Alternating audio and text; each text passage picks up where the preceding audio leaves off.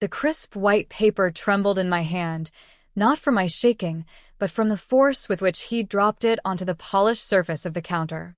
It landed with a soft, final sound, a punctuation mark on a sentence I hadn't seen coming. Divorce papers. My breath hitched, a sudden, sharp intake of cold air that burned in my lungs. Outside, the world was quiet, the morning sun just beginning to slant through the kitchen window, painting golden stripes across the floorboards we'd chosen together. I remember the smell of coffee brewing, the sound of the refrigerator humming, the mundane symphony of a life I thought was mine. Just yesterday, I'd transferred $800,000. $800,000 of my money, earned over years of brutal work and relentless focus, sent wire transfer fast to clear the crushing debt his parents carried. A gift, an act of love, of commitment to our future, to his family becoming my family, truly. And now this. The white paper seemed to glare, stark against the warm wood, holding the official, sterile language that ripped through the fabric of everything. I looked up, his face a blur in my sudden, tear-filled vision. There was nothing there. No pain, no regret, just a sort of vacant efficiency. As if delivering these papers was just another item on a checklist. The silence in the kitchen stretched, vast and hollow, filled only by the frantic beating of my own heart. Let me know where you're watching from and what time it is right now. And if you haven't already, please subscribe. It truly helps me more than you know. Before the white paper, before the cold, empty space where his eyes used to hold warmth, there was just us. Or what I thought was us. I built my life from the ground up. No silver spoon, no trust fund, just grit and a mind for numbers. I started small, a tiny consulting gig, advising local businesses how to navigate the treacherous waters of finance. It grew fast. I worked 18-hour days, fueled by bad coffee and an insatiable need to prove something. Maybe to myself, maybe to the world. The money came, yes, but it was more than money. It was security. It was the quiet hum of control over my own destiny. I bought the apartment first, a small place with a city view that felt like looking out over the kingdom I was building. Then the company grew, offices opened, employees were hired. I learned to delegate, to trust, to build a team. It wasn't easy. There were lean times, moments I thought I'd lose it all. But I didn't. I held on, I fought, I adapted. And I won. By the time I met him, I had achieved a level of financial independence that felt almost unreal. He was different. Charming, easygoing, a creative soul, or so he presented himself. He worked in, well, something artistic. Vague, but appealing. He didn't have my drive, my focus, but he had a warmth that melted the edges of my often too sharp world. He made me laugh. He saw the person beneath the CEO armor. Or so I believed. We dated, we fell in love, or I fell in love. Hard. He fit into the spaces in my life I hadn't realized were empty. My friends liked him. My few family members approved. He talked about a future, our future, with a gentle ease that I found deeply comforting. He wasn't intimidated by my success, or so he claimed. He admired it. He supported me, listened to my long, stressful workdays, offered simple, grounded perspectives that cut through the corporate noise. Marriage felt like a natural next step, a partnership. I was ready to build a life with someone, not just beside them. He wanted a family, a home, stability. Things I realized in the quiet moments after the market closed or the last deal was signed, I wanted too. There was never any question of combining finances entirely. My business was complex, layered with investments and liabilities that needed careful handling. We kept separate accounts for the most part, though household expenses were shared, naturally. The house we bought, our house, was purchased largely with my funds, but the mortgage was in both names, a shared responsibility, a symbol of our joint commitment. His family were lovely, or they seemed to be. His parents were older, kind, with a gentle, slightly worn-down air. They had run a business years ago, something in manufacturing, but it had failed spectacularly, leaving them with a mountain of debt they could never hope to repay on their pensions. This debt wasn't a secret. It was a constant, low-level hum of anxiety around them. He worried about them constantly, talked about wishing he could help more. I listened. I sympathized. My own background wasn't one of privilege, and the idea of elderly parents struggling weighed on me. We'd been married 3 years when the situation with his parents' debt became critical.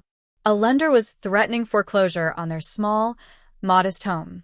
The amount seemed astronomical to them, insurmountable. $800,000. For me, it was a significant sum, a serious chunk of change, but not crippling, not impossible. I remember the conversation clearly. We were sitting in the living room of our house, the one I'd paid for, the one we planned to raise a family in. He was pacing, agitated, running a hand through his hair. His parents had called in tears. Their house, their history, everything was on the line. He looked at me, his eyes pleading, vulnerable. I don't know what to do. I can't let them lose everything. My heart ached for him. For them. I had the means. It wasn't a question of ability, but of willingness. This wasn't a small loan. This was erasing a lifetime of financial failure for people who weren't even my direct responsibility. But they were his family. And he was my husband. We were a family. How much exactly is it? I asked, my voice quiet. He told me the number. 800,000. It hung in the air, heavy. I thought about the years it had taken me to build my safety net. The sacrifices. The risks. But I also thought about him, about us, about the future we were building. Was this not part of building that future? Removing a huge burden, ensuring his parents' security, bringing peace of mind to the man I loved? It felt like an investment in our marriage, in our happiness. If I paid it, I said slowly, testing the words. All of it. Would that solve everything? His head snapped up. His eyes widened, hope flooding into them. You would? Could you? Yes, I said, my resolve firming as I spoke. Yes, I could. It's a lot of money, obviously. But if it secures their home and takes this weight off your shoulders, yes, I could do that. He rushed to me then, pulling me into a tight hug. He thanked me over and over, his voice thick with emotion. He promised me everything. His eternal gratitude, his unwavering love, a future free from this shadow. It felt right. It felt like what partners do, what husbands and wives do. We protect each other. We help each other's families. It was a demonstration of my commitment, not just to him, but to the life we were building together. The process took a few days. I spoke to my financial advisors, ensuring the transfer was handled correctly, that all the paperwork was in order. It wasn't a loan from me to his parents. It was a direct payment to their lender, clearing the mortgage and the accumulated debt in one fell swoop. A gift, unequivocally. Documented as such. On the day the funds transferred, I felt a sense of immense relief, a quiet satisfaction. I called him. He was ecstatic. He told me his parents were crying, overwhelmed with gratitude. It was a good day. A day that felt like we had overcome a major hurdle together, strengthening the bonds of our family. That was yesterday. Now, the white paper sits on the counter. Divorce papers. The silence stretches, a chasm opening between us. He isn't looking at me. He's looking past me, at the window, at the sunlit yard. I want a divorce, he says again, his voice flat, devoid of any recognizable emotion. It's like listening to a stranger read a grocery list. My mind scrambles, trying to process, trying to connect the dots that refuse to align. The money. $800,000. Paid yesterday. And today this. Why? I whisper. The word raw in my throat. Why now? What happened? He finally looks at me, and the emptiness in his eyes is a physical blow. It's not working, he says simply. I'm not happy. I haven't been for a while. Not happy? For a while? We just paid off your parents' debt. We just talked about our future. My thoughts are a chaotic storm. You waited until I paid off your parents' debt. I state, the accusation implicit heavy. He flinches just slightly. A flicker of something, guilt? Shame? Crosses his face, too fast to identify. That's not fair, he says, his voice hardening defensively. This has nothing to do with that. Nothing to do with that? I laugh, a sharp, brittle sound that doesn't contain an ounce of humor. I just gave $800,000 to your family, secured their home, and less than 24 hours later, you're serving me with divorce papers? How could it not have something to do with that? It's a coincidence, he insists, turning away again. A coincidence. The sheer audacity of it steals my breath. Coincidence? This wasn't a fender bender. This felt meticulously timed. Calculated. The thought sends a chill down my spine, cold and sharp. He knew I would do it. He knew I would pay the debt. And he waited. Waited until the money was gone from my account, locked away where I couldn't easily retrieve it. Then, poof. Divorce. The next few days are a blur of pain, confusion, and disbelief. He moves out quickly, efficiently, takes his clothes, his personal items, leaves behind the life we built, the furniture we chose, the memories that now feel tainted, poisoned. He refuses to talk, or when he does, it's through clipped, defensive sentences. The house feels vast and empty, the silence deafening. Every object, every corner, holds a memory that now feels like a lie. Did any of it mean anything? Was he ever really in love with me? Or was I just a means to an end? The end being the salvation of his family's home, funded entirely by me. I call a lawyer. My hands are shaking as I dial the number. I need help. I need someone to tell me this isn't happening, or at least that it's not as bad as it feels. I find a reputable firm, known for handling complex divorces involving significant assets. The lawyer, a sharp, calm woman named Ms. Davies, listens patiently as I stumble through the story, tears streaming down my face. I tell her about the marriage, my business, the house, and finally, the debt. The $800,000. Paid just yesterday. When I finish, there's a long pause. Let me make sure I understand, she says, her voice measured. You paid off your husband's parents' debt, $800,000 yesterday. And today, he served you with divorce papers. Yes, I confirm, the absurdity of it hitting me anew. Was there any agreement, written or verbal, about that money? Was it considered a loan? An investment? No, I say. It was a gift. To them. To save their house. Because he was my husband and they were his family, and I thought we were a unit. The last part is barely a whisper. Miss Davies is quiet again. I can hear the faint rustle of papers on her end. That complicates things, she says finally. A gift of that magnitude, made just before divorce proceedings, it could be interpreted in several ways.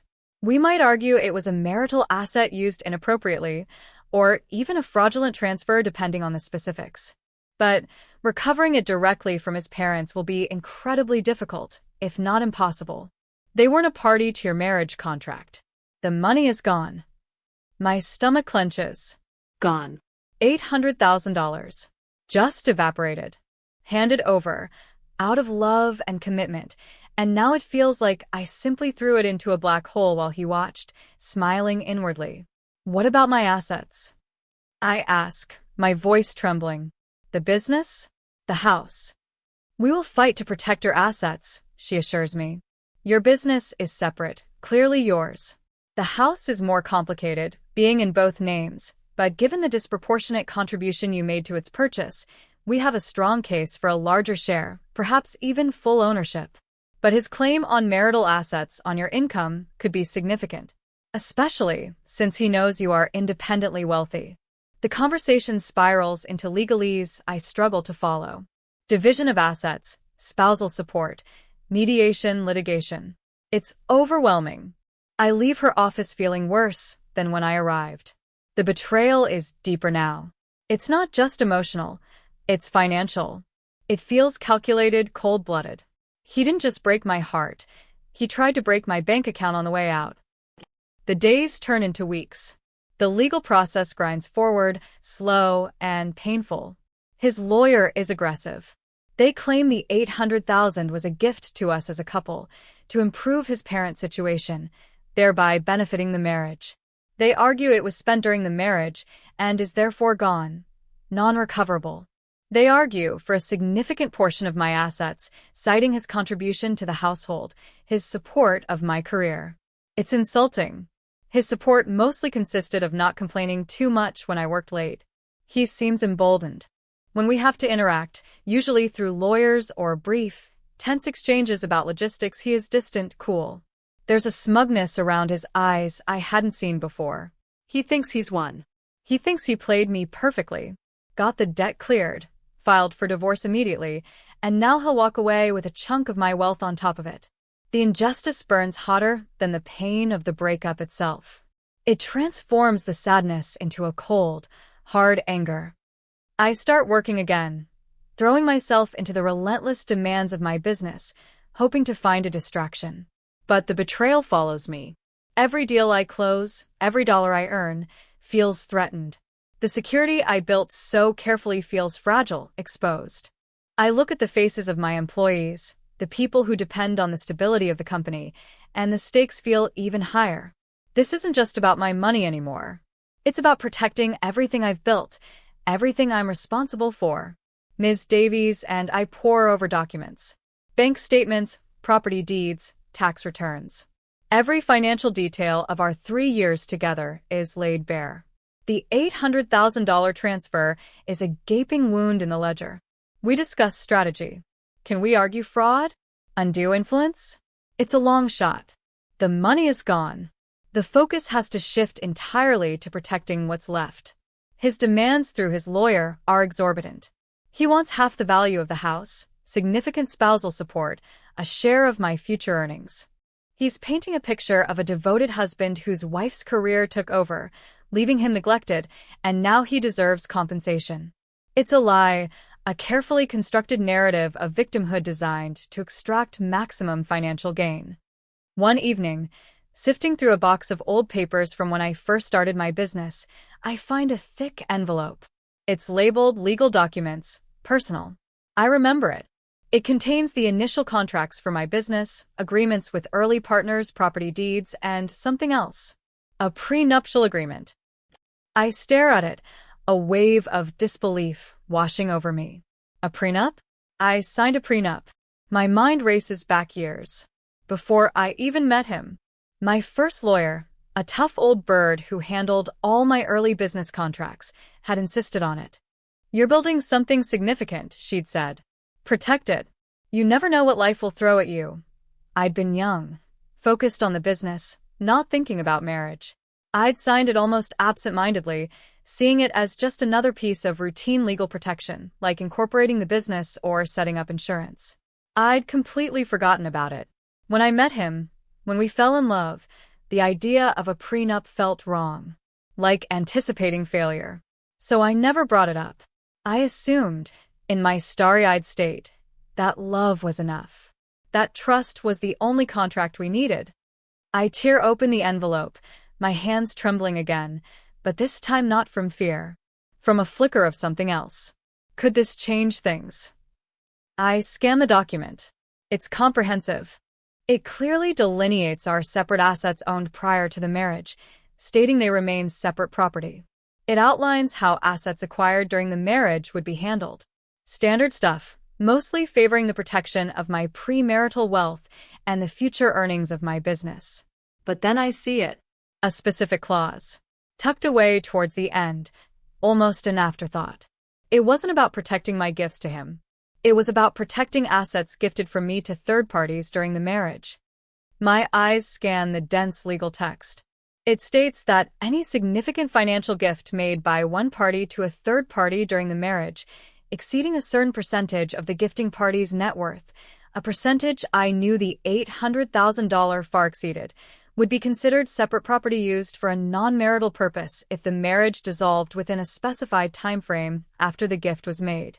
And that time frame, 3 years. We had been married almost exactly 3 years when I made the payment. The clause stipulated that in such a scenario, the gifted amount could potentially be clawed back from the other spouse's share of marital assets, or that the gifting spouse would be entitled to a larger share of the remaining marital assets to offset the amount gifted. I freeze. The world outside the page disappears. This changes everything.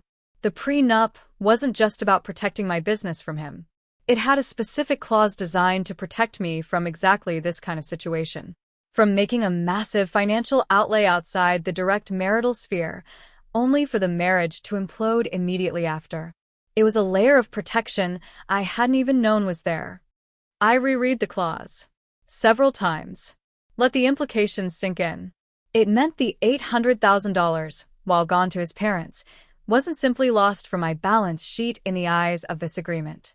It was an amount that he could effectively be held accountable for in the divorce settlement. Not that he had to pay it back directly, but that his share of our marital assets, the house, any shared savings, whatever else might be divided, would be reduced by that amount. Or, conversely, my share would be increased to compensate. And given that the house was the main marital asset of significant value, largely funded by me anyway, this clause meant he might not get anything from the division of assets. He might even end up owing me. A cold, hard resolve settles over me. The fear begins to recede, replaced by a steely determination. He thought he was so clever. He thought he timed it perfectly. Waited until the money was gone, then sprung the trap. But he didn't know about the trap I didn't even know I had. He didn't know about the prenup. I call Ms. Davies immediately, despite the late hour. My voice is calm, controlled, completely different from our first conversation. Ms. Davies, I say. I found something. A prenup. From before we were married. There's silence on the other end, then a sharp intake of breath. A prenuptial agreement? And your husband, did he sign it? No, I say. I signed it. Years ago, before I met him. My first lawyer drafted it to protect my business assets. I completely forgot about it. And I never told him about it. I assumed, foolishly, that we didn't need 1 inch. Another pause. A longer one this time. That is highly unusual, Ms. Davies says slowly. Typically, a prenup requires both parties' signatures and full disclosure. An unsigned prenup has no legal standing as a contract between spouses. My heart sinks slightly. Had I gotten my hopes up for nothing? Wait, I say. Let me read you the clause. It's not about him agreeing to terms before marriage. It's about protecting assets I might gift away during the marriage under specific conditions. I read the relevant section aloud, stumbling over the legal jargon. As I finish, Ms. Davies is silent for a long moment. Then, her voice is different. Sharper. Interested. Send me that document immediately, she says. The entire thing. Fax, scan, courier, whatever is fastest. This is not a standard prenuptial agreement as it relates to your husband. It sounds like a unilateral declaration of intent regarding the handling of your separate assets, potentially enforceable as a condition of how your separate property is treated within the marriage, if it was properly executed and reflects your clear intent regarding assets originating solely from you. If it stands, and this clause about gifts to third parties is valid in this context, it could be a game changer. A game changer. The phrase resonates deep within me. I send her the scan document that night. I don't sleep. I lie awake, staring at the ceiling, the knot of despair in my stomach slowly unwinding, replaced by a coiled tension, anticipation. The next day, Ms. Davies calls. Her voice is calm, but there's an undertone of excitement I haven't heard before. I've reviewed the document, she says. It's fascinating. While it's not a standard bilateral prenup, the way it's worded, and given that it was properly executed and notarized as a declaration regarding your separate property before the marriage, it has significant weight. Especially that clause about gifts to third parties. It essentially created a framework for how your separate wealth would be handled during the marriage, particularly concerning large outflows like the payment to his parents' lender. What does that mean? I ask, my voice tight with anticipation. It means, she says, choosing her words carefully, that the $800,000 you paid, while legally gone to his parents, is not necessarily just gone from the marital estate calculation from your perspective. This document provides a strong argument that this gift was an expenditure of your separate property, governed by the terms of this declaration. And the clause states that if the marriage dissolves within 3 years after such a gift, You are entitled to compensation for that amount from the marital estate, or the other party's share of the marital estate should be reduced accordingly. My breath catches. So, his claim on the house. Exactly, she finishes. Given that the house is the primary marital asset, and its value is less than double the amount you gifted to his parents, this clause could effectively negate any claim he has on it. The prenup mandates that your share of marital assets would be increased to offset the $800,000 gift, meaning his share could be reduced to zero, or even put him in a position where he owes you. It was like a dam bursting. The fear, the pain, the sense of being victimized, it all channeled into a laser focus. This wasn't just about protecting myself anymore. It was about standing up to his calculated betrayal. It was about showing him that I wasn't a naive fool to be used and discarded. The tension builds towards our next mediation session. His lawyer has been pressing hard, confident in their position, especially regarding the $800,000 being non-recoverable. They see it as a sum already spent from marital funds, or simply a lost cause for me. My lawyer, Ms. Davies, has been poker-faced, not tipping our hand about the prenup. She agrees that it needs to be presented at the right moment for maximum impact. We are in a neutral conference room. Myself, Ms. Davies, him, and his lawyer. The air is thick with unspoken animosity. His lawyer lays out their case, reiterating his demands, emphasizing my wealth and his client's perceived entitlement. They circle back to the $800,000 debt payment, painting it as a joint marital decision, the benefits of which were enjoyed by the marital unit. By relieving his anxiety, I suppose they would argue. They are dismissive of any idea that I should be compensated for it. Then it's our turn. Ms. Davies calmly addresses the mediator. She outlines our position on the division of assets, presenting our arguments for why my business is separate property and why I am entitled to a larger share of the house based on my initial investment. She lets them feel confident, maybe even a little smug. Then she shifts gears. We also need to address the matter of the $800,000 payment made to clear Mr. Smith's parents' debt, she says, her voice clear and steady. While Mr. Smith's counsel attempts to characterize this as a marital expenditure, we argue it was a significant outflow of Ms. Jones's separate property to a third party, made under specific circumstances. She pauses, looking directly at his lawyer, then at him. He shifts in his seat, a flicker of annoyance on his face. He probably thinks she's about to make a weak argument about recovering money that's clearly gone. Furthermore, Ms. Davies continues, Ms. Jones entered this marriage having taken steps to protect her separate property and provide a framework for certain financial eventualities during the marriage. Steps Mr. Smith was not aware of. She reaches into her briefcase and pulls out the prenup. The white envelope seems innocuous, but in that moment, it feels like a weapon. We submit for consideration, she says, handing copies to the mediator and his lawyer. This prenuptial agreement, executed by Ms. Jones prior to the marriage. His lawyer takes the document, a confused frown on his face. He probably assumes it's a standard prenup they just missed, and it won't apply since he didn't sign it. He starts flipping through the pages, scanning quickly. I watch my husband. His eyes follow the document as his lawyer examines it. He looks puzzled. Unconcerned, really. A prenup I signed? What difference does that make? He probably thinks I'm trying some desperate, invalid maneuver. He still has that smug look, that quiet confidence of someone who thinks they have the upper hand. His lawyer finds the relevant clause. I see his eyes widen. He reads it again, slower this time. His face, moments before confident, goes utterly white. He looks up, his gaze darting from the document to me, then to his client. My husband, seeing his lawyer's reaction, leans forward, a question in his eyes. His lawyer whispers something to him, pointing at the document. I watch my husband's face as he reads the clause himself. The color drains from his face. The smugness evaporates, replaced by shock, then disbelief, then dawning horror. His jaw slackens. His eyes fix on the page, darting back and forth, unable to comprehend what it means. The silence in the room is absolute, broken only by the sound of rustling paper as his lawyer frantically rereads the clause, then the entire document. This isn't standard, his lawyer stammers, looking utterly blindsided. This wasn't disclosed. This fundamentally alters the asset pool.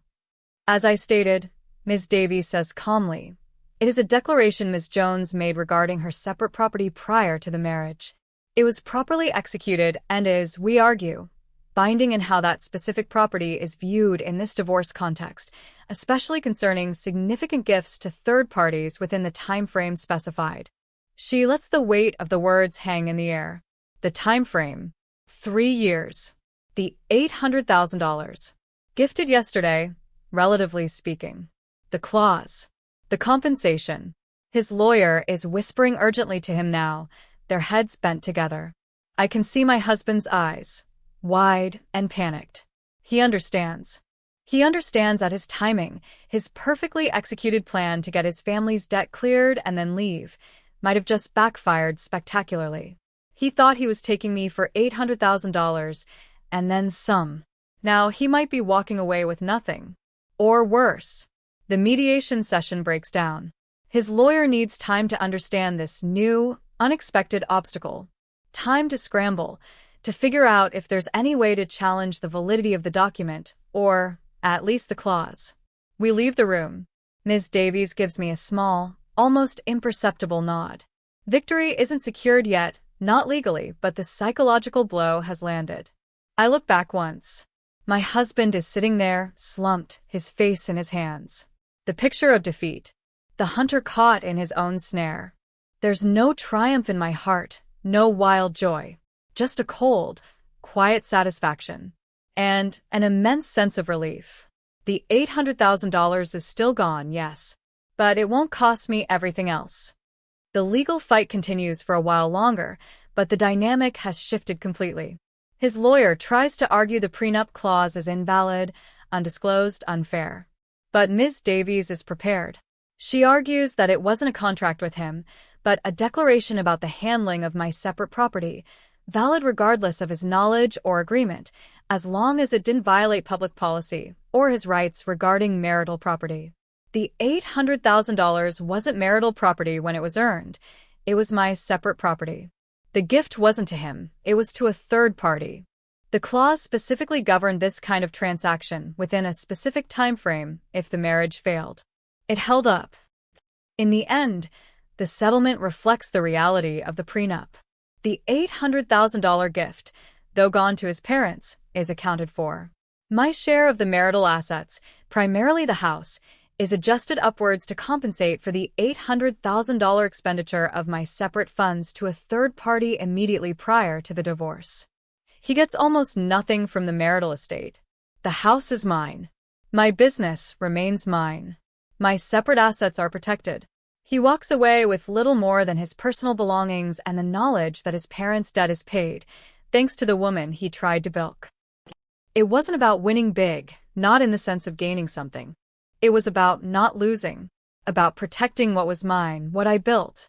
The $800,000 is a cost I paid, a painful tuition fee in a masterclass on betrayal. It stings, a permanent reminder of his deception and my naivety. But the feeling of vindication, of having turned the tables on his calculated cruelty with a forgotten piece of paper, is profound. He made his move, thinking he had stripped me bare just when I was most vulnerable, right after a massive act of generosity rooted in love. But he underestimated the armor I had built around myself over years, the careful legal architecture that protected my life's work. He thought he was playing chess. He didn't realize I had built the board. The house is quiet now. No more lingering scent of him. No more ghosts in the corners. It's just mine again. The divorce is final. The chapter is closed. The betrayal is a scar, a permanent mark, but it no longer defines me. I look out the window, at the city lights spread before me, the city I conquered once, and had to fight for again. The $800,000 is a loss, a financial hit that hurts, yes, but it's also a freedom. Freedom from a man who saw me as a walking ATM, freedom from a marriage built on lies, freedom to rebuild, again. Stronger, wiser, and with the quiet knowledge that sometimes the most powerful protection comes from the walls you didn't even know you had built. If this story hit close to home, or if you've ever faced a betrayal that forced you to fight for what's yours, I'd love to hear a version in the comments. Thank you for being here. Subscribing truly helps bring more of these stories to life.